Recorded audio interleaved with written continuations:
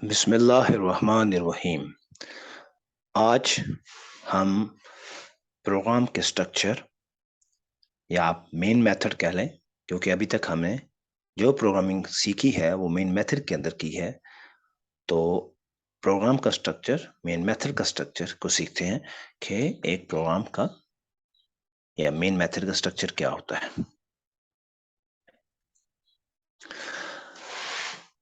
इसको हम control structure भी कह सकते हैं। कंट्रोल स्ट्रक्चर इसलिए कहते हैं कि जो आपका मेन है वो मजमूआ है स्टेटमेंट्स का, प्रोग्राम स्टेटमेंट्स का। अब वो स्टेटमेंट कैसे रन होंगी, किस ऑर्डर में रन होंगी, इसको हम कहते हैं कंट्रोल। जब हम स्टेटमेंट्स लिखते हैं तो बाय डिफॉल्ट वो सीक्वेंशियल स्ट्रक्चर में लिखी जाती हैं। स्टेटमेंट 1 लिखी जाती है सेमीकोलन, स्टेटमेंट 2 सेमीकोलन, स्टेटमेंट 3। तो पहली स्टेटमेंट सबसे पहले रन होगी, फिर दूसरी, फिर तीसरी। तो बाय डिफॉल्ट या बिल्ट इन स्ट्रक्चर जो प्रोग्राम का है वो सीक्वेंशियल है। तो 3 में से एक सीक्वेंशियल स्ट्रक्चर जो है वो बिल्ट इन है। दूसरा सिलेक्शन स्ट्रक्चर, जिसके लिए हम इफ एल्स या स्विच केसेस का इस्तेमाल करते हैं। रेपिटेशन के लिए हम व्हाइल, डू व्हाइल और फॉर लूप का इस्तेमाल करते हैं।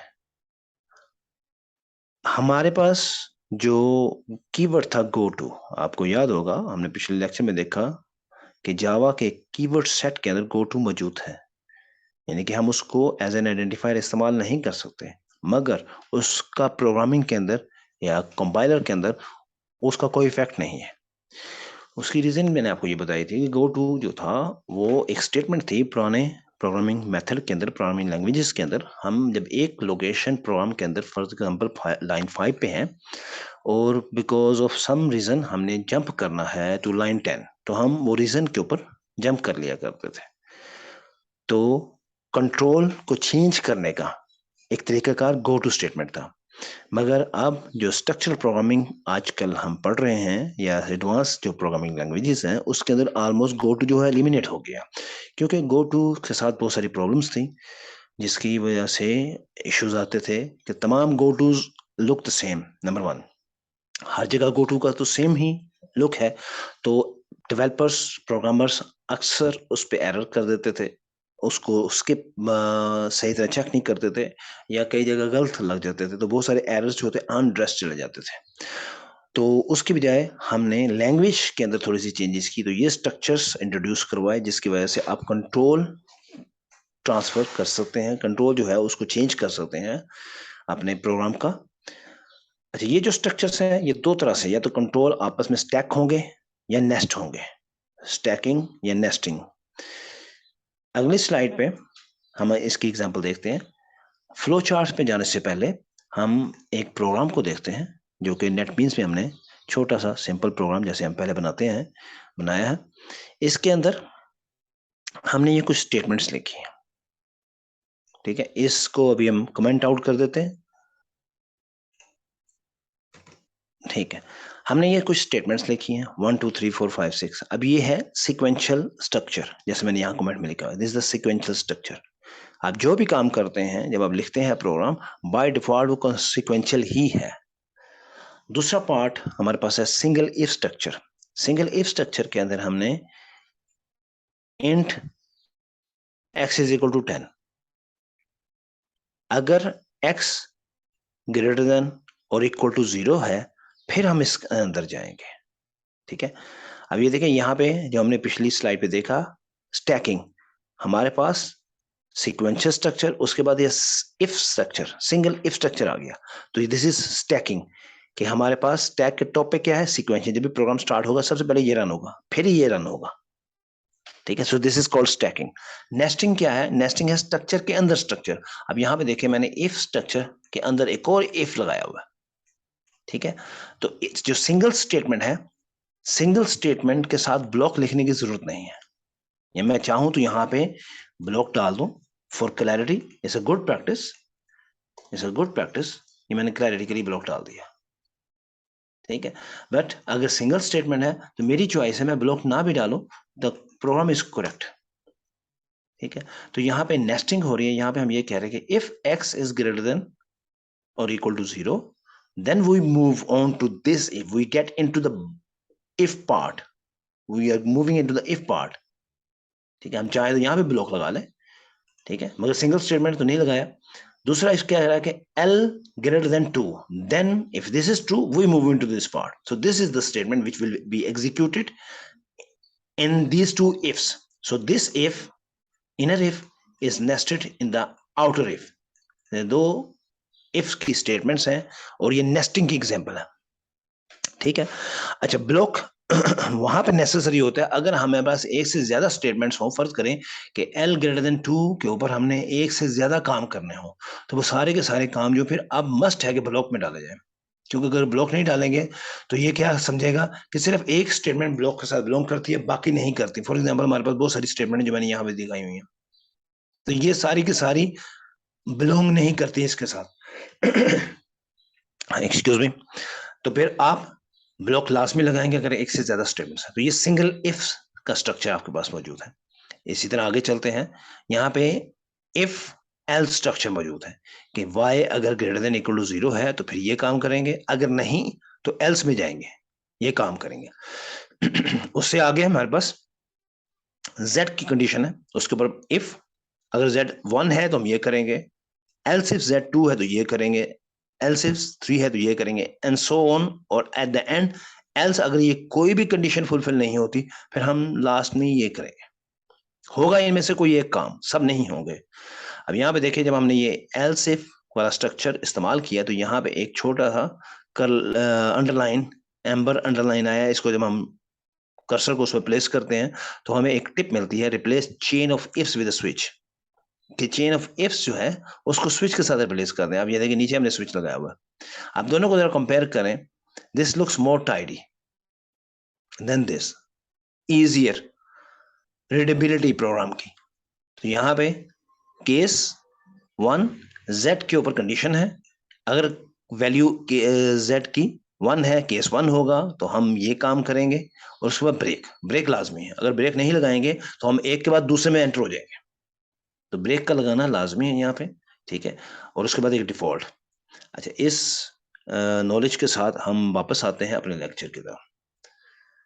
अच्छा, लेक्चर के अंदर हमने जो अभी मैंने आपको नेटबीन्स के अंदर दिखाया वो था जावा का कोड। जब भी हम प्रोग्राम बनाते हैं वो किसी सिस्टम के लिए बना रहे हैं, तो जावा का कोड क्या है, वो जावा के फॉर्म में उस सिस्टम की रिप्रेजेंटेशन है, ठीक है। एक्चुअल सिस्टम है मगर उस सिस्टम को रिप्रेजेंट करता है इन द जावा फॉर्म।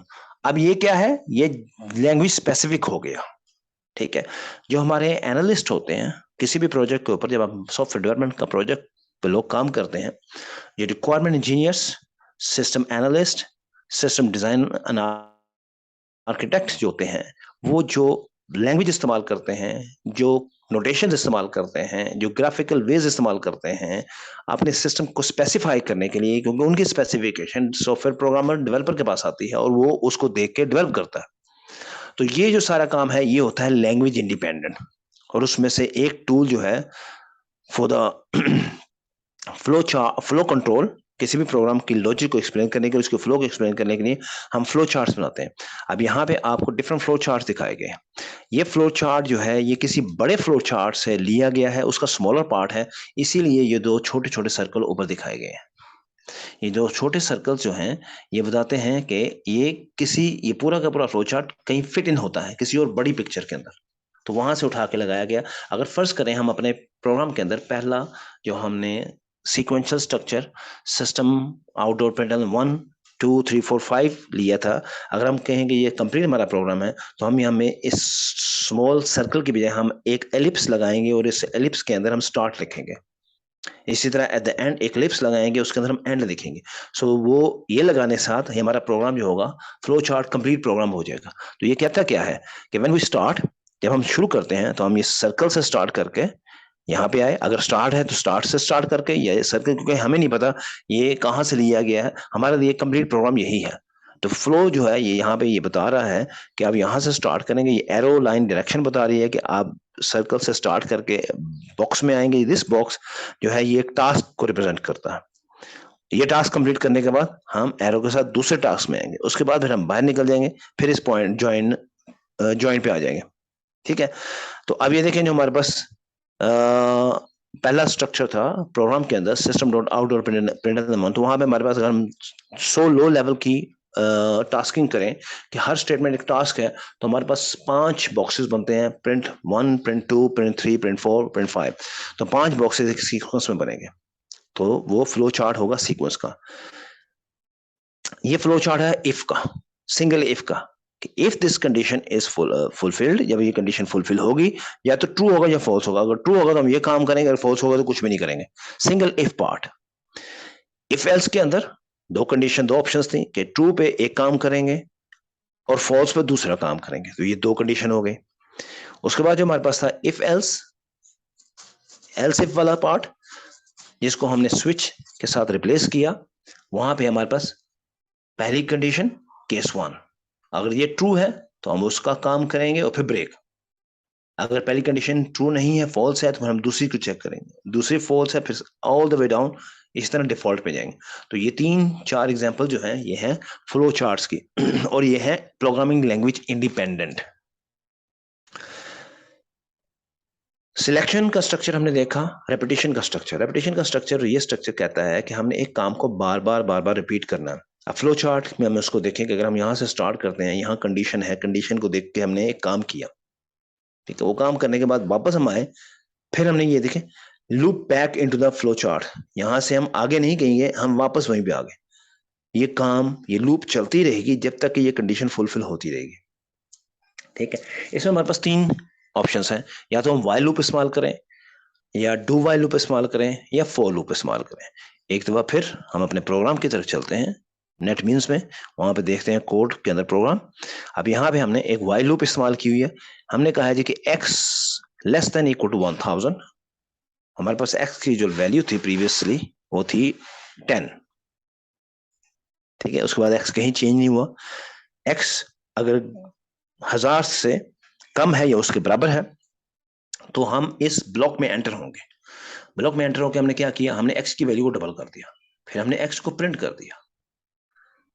अब वापस आएंगे, देखेंगे कंडीशन ट्रू है कि नहीं ट्रू, x20 है, कंडीशन ट्रू है, अंदर जाएंगे, x40 हो जाएगा, प्रिंट किया, वापस आएंगे, फिर x40 less than equal to 1000, अंदर जाएंगे, 49 टू 80। तो ये चलता रहेगा जब तक कि हमारा काम, हमारे x जो है वो 1000 के बराबर या उससे आगे नहीं चली जाती। अगर आगे चली जाएगी तो फिर x जो होगा 1000 से बड़ा हो जाएगा, फिर हम इस लूप को टर्मिनेट कर देंगे, हम अंदर नहीं जाएंगे। ये दूसरी फॉर लूप है। इसके अंदर हमने एक काउंटर वेरिएबल बनाया जिसकी वैल्यू 1 दी, फिर हमने कंडीशन लगाई, फिर हमने उसको लूप के अंदर गए, स्टेटमेंट्स को रन किया, फिर एट द एंड हमने काउंटर को इंक्रीमेंट किया। तो ऑर्डर क्या बनता है, अब मैं नंबर से बोलूंगा ऑर्डर, 0, 1, 2 एंड देन 3, 3 के बाद फिर 4, 5, 6, 7, 8, 9। अब ये नो ऑर्डर मैंने इसलिए बोला कि आप इस ऑर्डर में चेक कर सकते हैं कि आपका प्रोग्राम एग्जीक्यूट कर रहा है।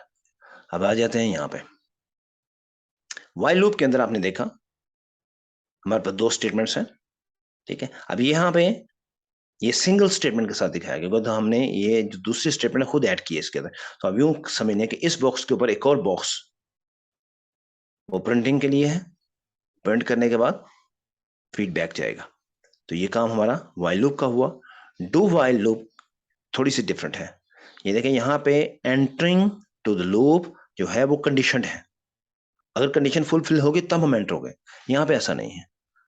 ठीक है, एंटर होंगे कंडीशन पे, यहाँ पे लीव करेंगे कंडीशन पे, एंटर अनकंडीशनली, उसके बाद living the loop is condition. यानी कि एटलीस्ट अगर दोनों को कंपेयर किया जाए, अगर हम कहते हैं कि x की जो वैल्यू है हमारे पास 1001 है, तो ये लूप तो कभी भी रन नहीं होगी, क्योंकि x की वैल्यू जो सॉरी अनम की वैल्यू 1001 है, तो ये लूप कभी भी एग्जीक्यूट नहीं होगी, क्योंकि अनम इस कंडीशन को फुलफिल नहीं करता।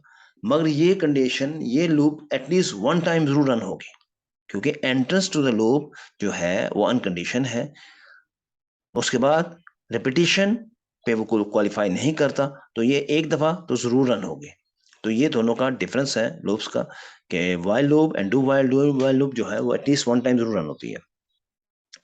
जो फोर लूप थी उसके अंदर हमने देखा कि पहले मैंने इनिशियलाइजेशन की 0, condition 1, inside statement 2, counter 3, loop लगे, 4 कंडीशन पे आ गए, इनसाइड स्टेटमेंट 5, 6, 7, इस ऑर्डर में ये चलता रहेगा जब तक ये कंडीशन फुलफिल नहीं होगी। So this is the for loop.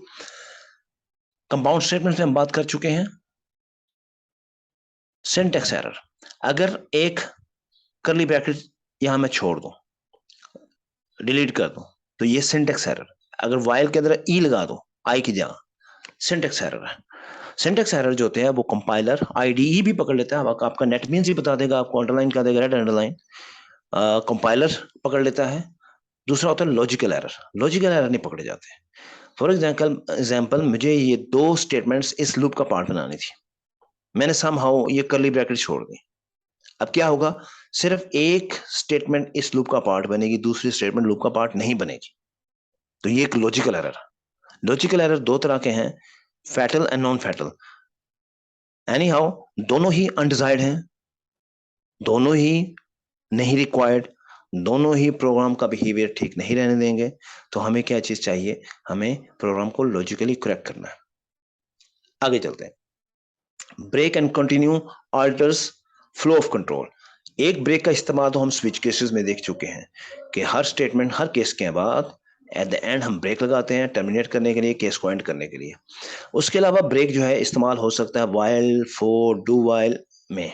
Switch में तो ऑलरेडी हम देख चुके हैं, इनमें भी होता है। ये किस लिए होता है, ये ब्रेक होते हैं कि आप इमीडिएटली किसी लूप को टर्मिनेट कर दें।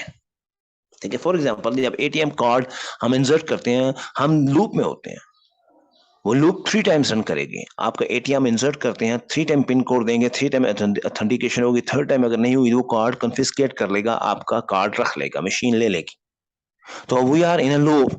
और लूप ब्रेक होती है कब, जब हमारी ऑथेंटिकेशन हो जाती है। अगर फर्स्ट अटेम्प्ट में हो गई है तो उसी वक्त ब्रेक, अगर सेकंड अटेम्प्ट में होती है तो उसी वक्त ब्रेक, अगर थर्ड में होती है तो फिर ब्रेक, अगर थर्ड के बाद फोर्थ में चलेगी तो फिर वो कार्ड गया।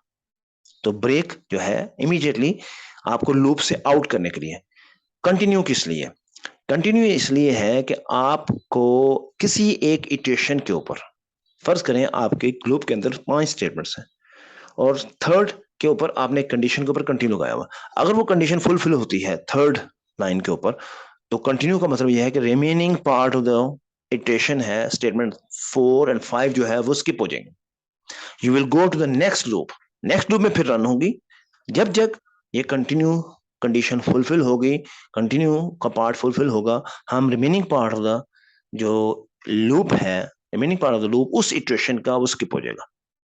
अब ये नेस्टिंग के अंदर, जब लूप के अंदर लूप हो, कई लूप्स नेस्टेड हो, तो वहां पे फिर हम हेल्प ले सकते हैं एक लेबल ब्लॉक की। लेबल ब्लॉक, हम ब्लॉक को लेबल यूं कर सकते हैं। हमने जो नेटबीन्स के अंदर देखा था, जो शुरू में हमने कुछ कमेंट आउट किए थे, हमने शुरू के ब्लॉक को लेबल करने की कोशिश की थी कि आप अपने कोड को लेबल कहीं पे भी कर सकते हैं। फॉर एग्जांपल यहाँ पे हमने ये कमेंट्स को खत्म कर देते हैं, तो मेरा ये जो पहला ब्लॉक है जो कि it is label now, XYZ के साथ लेबल हो गया।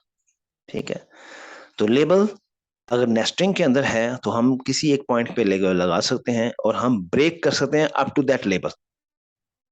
ठीक है, अब देखें यहाँ ब्लॉक हमने बनाया, उसको लेबल कर दिया, तो हम किसी नेस्टिंग लूप में चलेंगे और उसके अंदर हमने ब्रेक स्टॉप, ऑब्वियसली ये स्टॉप जो है उसी लूपिंग के अंदर ही होगा जहां पे हम ब्रेक लगा रहे हैं। तो exit from the nested control structures proceeds to end of the specified label block, उसके एंड तक ले जाता है हमें। इसी तरह कंटिन्यू भी लगा सकते हैं हम लेबल के साथ। तो ये बाकी part of the not only that loop, बल्कि बाकी तमाम लूप्स जो हैं, जो जिस सिचुएशन में हम हो गए, जिस लूप की इटरेशन में जहां पे वो लगा हुआ है कंटिन्यू का पार्ट, लेबल का पार्ट, उसकी तमाम इनर लूप्स की तमाम वो वाली इटरेशन स्किप हो जाएंगे। ठीक है, तो आज का लेक्चर यहीं तक रखते हैं हम। Until next time, take care.